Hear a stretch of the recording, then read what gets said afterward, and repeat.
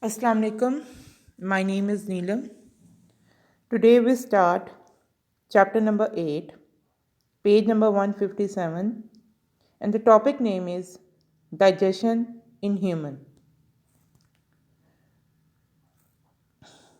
As we all know that humans have a very well developed digestive system, and it is also known as alimentary canal. Our cells require oxygen, water, salt, amino acid, simple sugar, fatty acid, and vitamins. Because we all know that human body need nutrients and minerals for their proper development and growth. And for this purpose, cell need oxygen, water, salt, amino acid, simple sugar, fatty acids, and vitamin. These can cross cell membrane to enter cell. Amino acid, simple sugar, and fatty acid are rare in our environment. Such substances are usually part of the larger molecule like protein. Amino acid is the part of protein. Simple sugar is a part of polysaccharides, and fatty acid is the part of lipid, which cannot cross the membrane because these are the macromolecule and they are very much larger in size. That's why they cannot pass through the cell membrane. There is a need of converting such large and non-diffusible molecule into smaller and diffusible molecule that can cross the membrane. अब क्या किया जाता है कि in larger molecules को जिसमें आपके पास protein polysaccharides और लिपिड्स हैं इनको स्मॉलर मॉलिक्यूल्स में कन्वर्ट किया जाता है और स्मॉलर मॉलिक्यूल में कन्वर्ट करने के बाद इसे नॉन डिफ्यूजिबल मॉलिक्यूल की फॉर्म से डिफ्यूजिबल मॉलिक्यूल की फॉर्म में कन्वर्ट किया जाता है. This is achieved through the process of digestion और ये जो प्रोसेस है वो डाइजेशन के थ्रू कंप्लीट किया जाता है. आफ्टर डाइजेशन के बाद the diffusible molecule from the digestive system reach body cell through blood. अब जब डाइजेशन कंप्लीट हो जाती है तो डाइजेशन के कंप्लीट होने के बाद ये मॉलिक्यूल जब अपने स्मॉलर मॉलिक्यूल्स में और डिफ्यूजिबल फॉर्म में कन्वर्ट होते हैं तो ये डाइजेस्टिव सिस्टम से आपके ब्लड के थ्रू सेल तक पहुंचते हैं. Here they are assimilated. वहाँ पे इन मॉलिक्यूल्स को दोबारा असेंबल कंबाइन किया जाता है, कलेक्ट किया जाता है, इकट्ठा किया जाता है to get energy and to synthesize our own structure. At the same time, the indigestible part of the food is eliminated out of the body through the process of defecation. और जो material आपकी digestion के बाद digest नहीं होता, अनडाइजेस्टिबल material रह जाता है, वो दोबारा आपकी बॉडी में से एलिमिनेट कर दिया जाता है डिफिकेशन के through. In simple word, the nutrition in human comprises the following phases.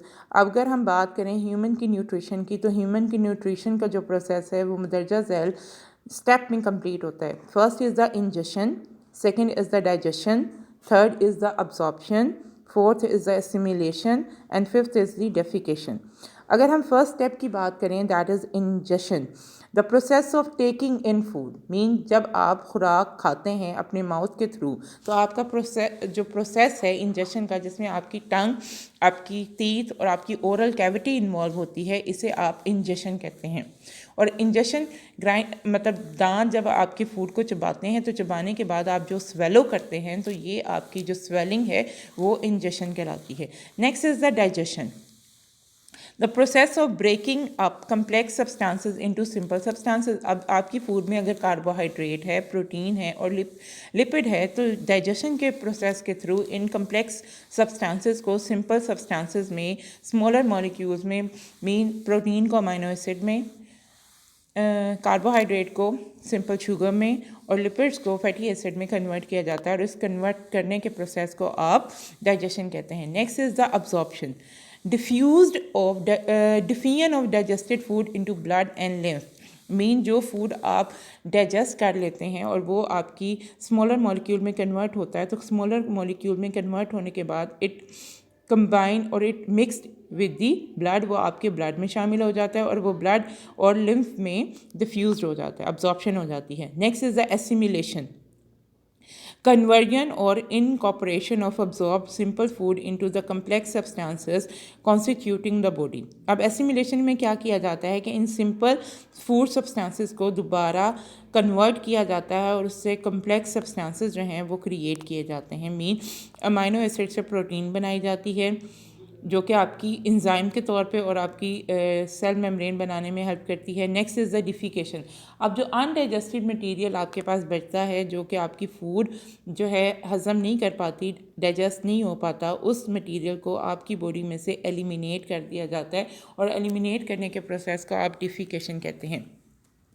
Next is the human alimentary canal. हमने बात की कि जो ह्यूमन में डाइजेशन का प्रोसेस है इसमें आपके पास एक वेल डेवलप जो है वो एक सिस्टम होता है जिसे आप ह्यूमन एलिमेंट्री कैनाल कहते हैं। The digestive system of human consist of a long tube that extend from mouth to anus. अब इंसान के अंदर जो डाइजेस्टिव निज़ाम इंहिज़ाम है जिसे आप डाइजेस्टिव सिस्टम कहते हैं, ये एक लंबी ट्यूब है जो कि आपके माउथ से स्टार्ट होकर आपकी एनस पे जाके ख़त्म होती है। This tube is called elementary canal. इस ट्यूब को एलिमेंट्री कैनाल कहा जाता है। It's main sections are oval cavity. इसके जो मेन सेक्शन है उसमें आपके पास ओरल कैविटी है, मीन आपके माउथ का इंटरनल हिस्सा है जिसमें टंग, टीथ वगैरह आ जाते हैं। Next is the pharynx. Pharynx आपको पता है ये कॉमन पैसेज वे है एयर और फूड का। उसके बाद है फेरिंग्स के बाद आपके पास ओसोफेगस। फूड जो है वो फेरिंग से ओसोफेगस में एंटर होती है और जो हवा आप ब्रीथ करते हैं वो फेरिंग से लेरिंग्स में एंटर होती है। सो फेरिंग्स जो है ये एक मस्कुलर पैसेज है जो कि कॉमन पैसेज है for air and food. Next is the stomach, small intestine and large intestine. In addition, there are many glands associated with alimentary canal. अब यहाँ पे small intestine, stomach के साथ आपके पास लीवर प्रेजेंट है, पेनक्रियाज प्रेजेंट है, gall bladder present है। तो ये डिफरेंट जो ऑर्गन्स हैं ये अपनी सिक्रीशंस, यहाँ ये जो आपके पास ग्लैंड्स हैं ये अपनी सिक्रीशंस जो हैं वो भी आपकी डाइजेस्टिव सिस्टम में सिक्रीट करते हैं for the proper digestion of food. अब उन्होंने आपके there are in the form of 3 pair of salivary gland. Salivary gland आपके माउथ में प्रेजेंट हैं, यहाँ 3 पेयर है, मीन टोटल 6 हैं। पेनक्रियाज प्रेजेंट है and a liver. We will go through the structure and the function of digestive system by assuming how a bite of bread, roti taken with some dish like mutton is digested and how small molecule like amino acid, simple sugar, fatty acid, vitamins, salt and water are provided to cell। अब उन्होंने आपके पास एक example ली कि you have a piece of, आप simple कह सकते हैं आपके पास एक नवाला है रोटी का जिसे आपने एक सालन के साथ खाया है और वो सालन में आपके पास मटन है। क्योंकि आपको पता है मटन को बनाने में भी आप ऑयल यूज़ करेंगे, वाटर यूज़ करेंगे, सोल्ट यूज़ करेंगे और जो रोटी आप खा रहे हैं उसके अंदर आपके पास क्या है, कार्बोहाइड्रेट प्रेजेंट है। और मटन में प्रोटीन होती है तो प्रोटीन में आपको क्या मिलेगा, अमाइनो एसिड मिलेंगे। Next is the oral cavity, mean आपकी एलिमेंट्री कैनाल का फर्स्ट पार्ट जो कि माउथ से स्टार्ट होकर एनस पे एंड करता है। तो माउथ में आपके पास आती है ओरल कैविटी। ओरल कैविटी आपकी फूड की सिलेक्शन, फूड की ग्राइंडिंग और पार्शियल डाइजेशन में हेल्प करती है। Oral cavity is the space behind mouth. Oral cavity आपकी एक स्पेस है जो कि आपके माउथ के बिहाइंड प्रेजेंट है and has many important function in the whole process of digestion. और ये आपकी डाइजेशन में बहुत अहम रोल प्ले करती है। फर्स्ट इसका क्या रोल है कि ये सिलेक्शन करती है फूड की। Food selection is one of them. When food enter oral cavity, it is tasted and felt. If the taste of the mutton suggests that it is old, we reject it. If teeth or tongue detect some hard object such like stone, such as dirt, we can also reject that bite. The senses of smell and vision also help oral cavity in the selection of food. तो first process आपकी oral cavity का क्या था, food selection है। अगर food जो है वो सूटेबल होता है तो वी कैन ईट दिस, और अगर उसमें किसी भी किस्म की डर्ट या कुछ भी, अगर वो मटेरियल आपका जो फूड का मटन था वो ओल्ड है तो हम उस बाइट को क्या करते हैं, रिजेक्ट करते हैं। इसका मतलब है कि आपकी फूड सिलेक्शन में एक तो आपकी टंग, सेकेंडली आपकी सेंस ऑफ स्मेल और थर्ड आपकी सेंस ऑफ बीइंग जो है वो आपको फूड सेलेक्ट करने में मदद देती है। Next is the second function of the oral cavity is the grinding of food by teeth. अब जो सेकंड फंक्शन है, जो भी बाइट आप लेंगे तो आपने उसको क्या करना है, अपने दांतों की मदद से ग्राइंड करना, चबाना है। It is known as chewing और मेस्टिकेशन, और बाइट को चबाना जो है वो च्यूइंग या मेस्टिकेशन कहलाता है। This is useful because oesophagus can pass only small pieces, क्योंकि खुराक जो है वो फेरिंग से जब ओसोफेगस में एंटर होती है तो आप एज इट इज़ पूरे नवाले को या पूरी बाइट को आप इन गर्ल्स या स्वेलो नहीं कर सकते। तो ओसोफेगस में से फूड जो है वो स्मॉल पीसेस की फॉर्म में ही पास होती है। Enzyme also can not act as large piece of food, और इंजाइम भी आपको पता है कि लार्जर पीसेस पे एक्ट नहीं करते। They require small piece with large surface area to attack.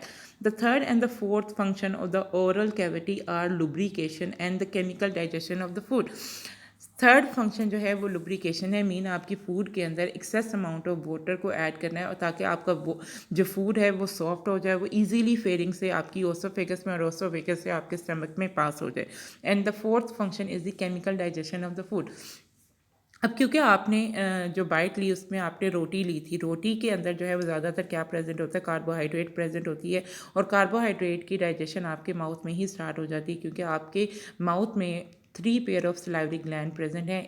2 आपके अंडर टंग होते हैं, बिहाइंड द जॉज होते हैं, in front of the years होते हैं। ये क्या करते हैं, ये अपनी सिक्रीशन रिलीज़ करते हैं, जिसकी सिक्रीशन को आप सलाइवा कहते हैं। सलाइवा जो है वो आपकी फूड के अंदर म्यूकस और वाटर को ऐड करता है, जो कि आपकी फूड के अंदर लुब्रिकेंट का काम करता है, और आपकी फूड की जो है ईज कर देता है पैसेज को through oesophagus. Saliva also contain an enzyme that is called salivary amylase. Amylase enzyme जो है it is use to convert carbohydrate into simple sugar which help in the semi digestion of starch. And the fourth function is the chemical digestion. During the process of chewing, जब आप food को चबाते हैं, lubrication and the semi digestion, the pieces of the food are rolled up by the tongue into small slippery spherical mass called bolus, and we swallow bolus and push it in esophagus through pharynx. अब जब आप food को चबा लेते हैं, chewing कर लेते हैं, मीन आपकी खुराक जो है वो स्मॉल ग्राइंडिंग पीसेस में कन्वर्ट हो जाती है, तो इस पीस को आप अपनी टंग के थ्रू जो है वो रोल अप करते हैं और एक स्मॉल जो है वो बोल बनाते हैं, और उस स्मॉल स्फेरिकल मैस को आप बोलस कहते हैं, और ये बोलस फिर आप इनगल्फ करते हैं, स्वेलो करते हैं, और इसे पुश करते हैं ओसोफेगस तक, फेरिंग से ओसोफेगस तक आप इसे पुश करते हैं। तो आज का जो टॉपिक था उसमें आपने एलिमेंट्री कैनाल के एक मेन ऑर्गन के बारे में स्टडी किया, दैट इज़ द माउथ, और माउथ को आप ओरल कैविटी कहते हैं। और मुझे उम्मीद है कि आपको आज का लेक्चर जो है जिसमें हमने डाइजेशन इन ह्यूमन और ओरल कैविटी के बारे में पढ़ा, ये क्लियर हो गया होगा। बहुत शुक्रिया, अल्लाह हाफिज़।